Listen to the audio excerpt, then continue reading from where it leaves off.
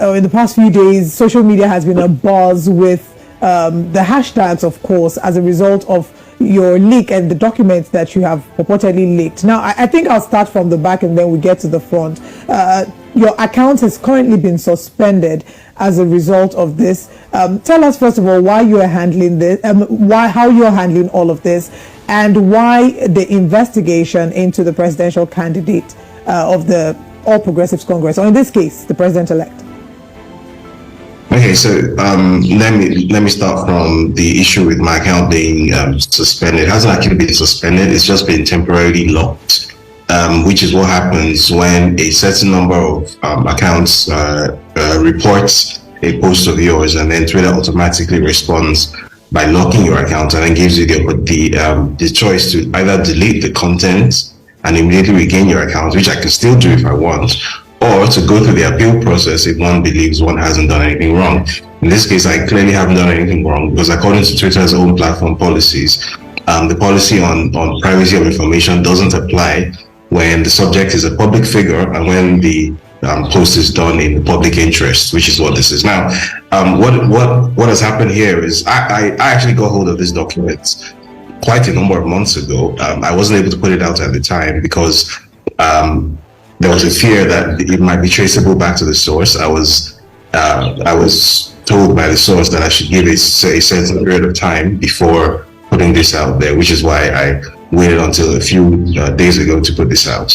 And what this document proves beyond any conclusive shred of doubt, of reasonable doubt, is that the president-elect has in fact committed the crime of perjury, which is lying under oath. Now, on his INEC EC9 declaration, which is essentially sworn affidavit stating one's intention to run for president, there are several questions that are asked on the affidavit. One of them is, have you ever obtained citizenship of another country?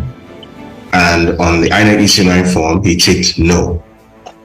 Now, this document proves that he has in fact obtained citizenship of at least one other country that we know of, which happens to be Guinea. Now, one can have several theories as to why, in the first place, what he was doing with the Guinean diplomatic passports in the first place, but that's not the issue. The issue is simply that he did not declare this on his EC9 declaration. He told a lie on his sworn declaration, which is the crime, which constitutes the crime of perjury.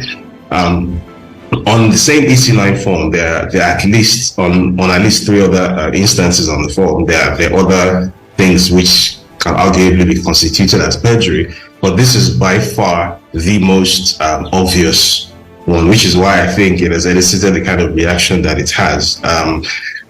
But if there's something close to well, I won't call it a regret, but the ongoing presidential election petitions, which have been lodged by the two main opposition candidates, Abubakar Atiku and Peter Obi, for whatever reason, haven't made direct mention of this issue. One would hope that maybe they might be able to add this issue in, because the point is, if one is going to become president of Nigeria, then the process by which one becomes president of the country must be valid. Now, if the INEC EC9 declaration, with which one declared one's intention to run for president, has fraudulent information on it, has false information on it on this sworn statement, then what that simply means is that the person who has filled in that false information under oath is not just unqualified to run for president. Under Nigerian law, perjury is a very serious offense that attracts 14 years in prison. So these are issues that the Nigerian court system must answer. David, what do you expect, would be the response? I know you would definitely not speak for them, but I've seen interviews where, for example, the former governor of Lagos State, was asked, similar question concerning the Guinean citizenship, and he seemingly answered a different question. And there's also been some type of distraction between what exactly your points are, which are perjury. Some people have tried to make it he could be disqualified from running, from being president-elect, or some of all of that because he has double citizenship or dual citizenship, which of course Constitution clearly states that you cannot have if you're going to be president, some of all of that.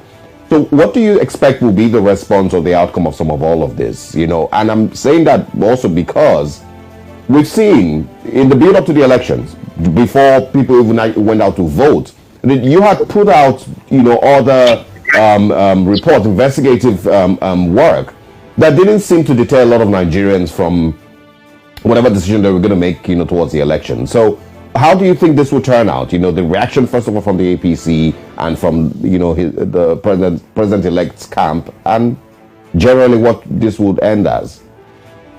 So first of all, I don't expect that there will be a reaction or a direct reaction from the APC. Judging from what the reaction was, in fact, which was to report my Twitter accounts, it seems to me that what the APC is going to do is just stick their fingers in their ears and hope that people stop talking about it and hope that it goes away. Bear in mind that this isn't the first time that I specifically have raised the issue of perjury. I published a story about it in November, which wasn't focused on this particular instance of perjury, but as I said, there were several other instances of perjury on the INEC EC9 declaration. I put forward evidence in that article, for example, that the Chicago State University certificate, which is submitted with INEC EC9 declaration, was in fact a forgery. And on the INEC EC9 declaration, one of the questions asked is, have you submitted a forged certificate to INEC? It takes no. I presented very compelling evidence that what he submitted to INEC was blatantly a forgery. So after I put the story out in November, there was a very, very, very loud and pointed silence from the camp of the APC because there was simply no defense. And I don't expect this time to be any different. I don't expect them to come out and actually attempt to address this directly because, again, there is simply no defense. It is very cut and dried what has happened here. What I suspect will happen is more people will continue doing what the outgoing Minister of Works did in his most recent TV appearance, where he sort of obfuscated the issue and started sort of raising a related issue, which is more or less a red herring, which is the issue of whether under the Constitution someone with dual nationality is allowed to run for president. The reason I call that a red herring is that there is actually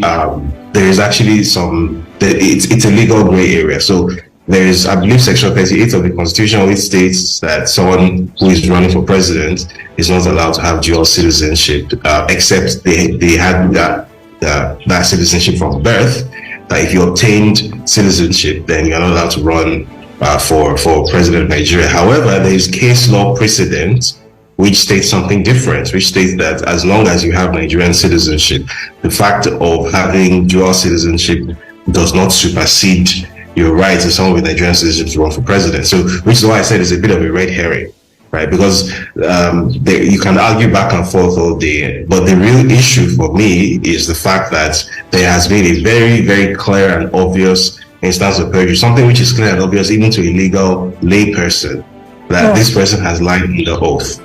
I mean, you've highlighted that really there's going to be some back and forth as regards Section 28 sub 1 and Section 137 sub 1, and what the court interprets these to mean, as well as the cases that have been established before. Let's talk about you, David. There are some who think that this might have been a case of a personal vendetta that you might have against not just the president-elect, but against the political party of the All Progressives Congress. What are your reactions to that? Well, my reaction is the same as it always is, which is that have I presented evidence or not to back up my claims? Have I said something that is true or not? Have I told the truth or have I told a lie? So far in my 4+ years of independent frontline investigative journalism, there is yet to be a single instance where someone has successfully proven that something I put forward in a story or something, a story that I have broken is false in any way, or has successfully taken me to courts or anything like that. That is yet to happen in just over 4 years of practice. So I think that tells a story on its own. So if anyone believes that this is the product of a personal vendetta or whatever, again, I think of that as a red herring. I think of that as a distraction, because the real issue is it true or is it not true? I presented evidence. I have presented evidence in this case. So the question is that Guinean diplomatic passport, is that document authentic or not? That's the question the APC should be answering, not whether the motivations of the person who put that into the public domain are what they would like it to be or not. Yeah, let's now, also talk about, who you expect to take this information that you put out and run with it. If the APC, of course, like you said, you expect that there would be silence from the All Progressive Congress camp and, of course, from the president-elect's camp. Who would you expect to run with it? There is, and that's the initial, why I asked the initial question, like when you see things like this, you would expect that this would be the biggest story across the country. There would be conversations about this, because Nigeria has gone through its electoral process. There's, of course, tribunals, of course, that are going to be coming up in just a short while. So who would you expect to run with this information, and do you think that they will, from what you understand and what you know about Nigeria? So from what I understand, the two major presidential post-election petitions going on, that's that of Peter Obi and that of Atiku Abubakar, both have a chance to differing extents of actually being able to possibly introduce this as evidence or as issues in the ongoing petitions. From what I've made to understand, from advice from a frontline legal practitioner, the presidential petition of Atiku Abubakar was worded in a more open-ended way, which might lead to that particular petition being more able to potentially introduce this as an issue in court. The Peter Obi petition, not so much, but there's also a limited possibility of somehow maybe being able to introduce it in another guise, since perjury was also mentioned in that petition. But ultimately, it will be down to the court actually, or the tribunal actually, to decide whether or not to actually admit this as an issue, or to admit this as evidence. But be that as it may, I believe even without this, there was already very strong and compelling evidence of the APC's presidential candidate having blatantly perjured himself on the EC9 declaration, and I believe both opposition parties have been aware of this since last year. So I don't know what their strategies are, or whether they actually intend to introduce this. Certainly, neither of them has actually reached out to me to get hold of this information, or to try and get more background on it. But basically, I'm kind of like you in this situation. I'm a spectator like anyone else. I'm waiting to see what's going to happen. I just want to clarify, did you say that they have reached out to you, or none of them have reached out to you yet? No, they haven't. Neither of them has reached out. All right. I think on a final note for me would be, you tread in really, really complicated waters, David. What is it that gives you the courage to keep treading in this uncomfortable waters and staring uncomfortable conversations without fear for yourself?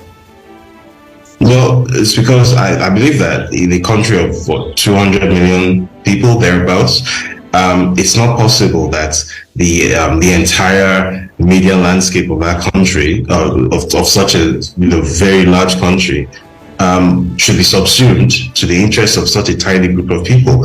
I don't believe that it's possible that in a country this big, and with the sheer number of journalists and the diversity of media platforms that there are, it should be so difficult to introduce this as an issue, as a valid issue.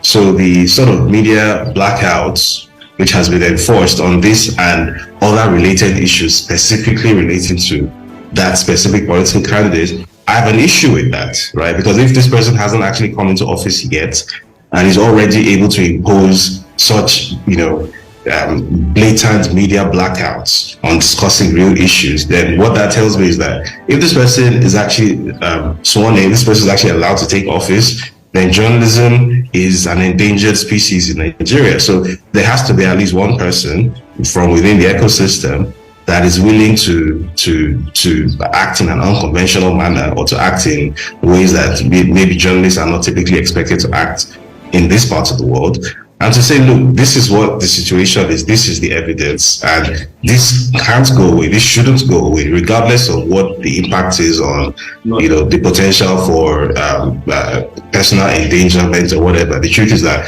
200 million lives are at stake here. So this has to be addressed. This cannot just go away. Our lives have value. I also, want to quickly mention, we live in a country where we saw former Chief Justice Walter Onoge, kicked out for something that normally Nigerians would, the way Nigerians are, you normally would say, well, that's not even a big issue, but he was kicked out of office, for stuff like that. So you would expect that same country would see perjury as something, if found guilty, if these things are investigated by the right, offices, and the president is found guilty, then you would say, okay, maybe perjury will be a big enough issue for us to have another look at the president-elect, and if he will be sworn in and some of all of that. But Nigeria is an interesting place. But I also wanted you to ask if any of these, if your previous investigative reports, the money that of course was seized by the United States government allegedly from the president-elect, the connections, if any of these things have similar connections, the allegations of drugs and drug funding, as alleged, if any of these things have the same, if they're connected in any way. Yeah, they definitely are connected. It's all the same story, and it's a story of someone whose entire past, whose entire history is mired in this wall of controversy, this wall of silence. So you have someone who has questions surrounding source of income. You have someone who has questions surrounding potential identity theft. You have someone who has questions surrounding false work history claims, false academic history claims, false declarations on sworn statements, who for whatever reason chose to obtain citizenship, and not just citizenship and hold a passport, a diplomatic passport of Guinea, which is possibly which is now possibly West Africa's closest thing to a narco state. Just a few days ago, it was reported that 1.5 tons of cocaine was seized in a ship that was docked at a port in Guinea, destined for Europe, because that's the route now. So the global cocaine trafficking routes going from South America to Europe goes from Brazil to West Africa, using countries like Guinea especially, and then on to Europe. So of all the countries, someone who has been linked credibly to drug trafficking before, of all the countries to obtain citizenship of and to hold a diplomatic passport of, why was it that one specifically? These are questions that must be answered. And so far, there has been no answer. And we see you trying to do more work in unearthing some of the reasons why this is happening, and how the answers to some of these questions like you have posed. Yes, absolutely.